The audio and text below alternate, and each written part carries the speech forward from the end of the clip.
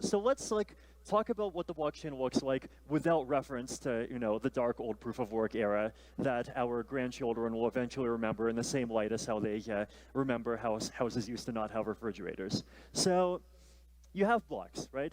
And blocks contain transactions. What is a transaction? A transaction is an object sent by a user that contains information about something that they want to do, right? So if I have like some ETH, ETH is the cryptocurrency inside of Ethereum, and I want to send you one ETH, then that request would be packaged up inside of a transaction. If, let's say, I have an NFT and I want to send you the NFT, that request is packaged up inside of a transaction. If I want to publish an entirely new application, and create the smart contract for the application, and that's something I'll cover later, that is also packaged up inside of a transaction. So a transaction is like a package of data that contains information about stuff that somebody wants to do. These transactions get included in blocks.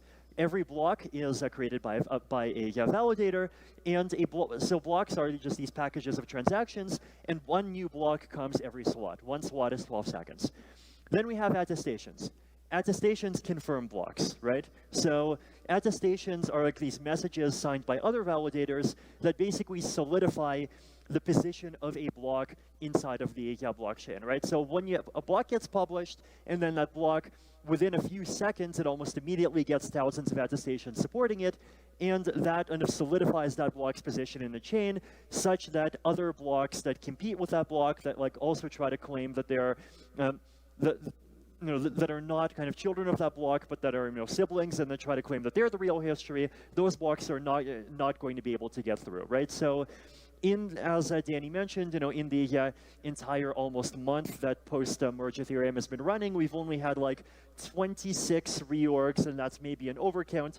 And even those cases are cases where a block is published too late, and it probably did not get many attestations, right? So lots of attestations in parallel solidify the position of a block in the chain. Block gets published, block gets attested, block gets published, block gets attested, block gets published, block gets attested, right? People understand?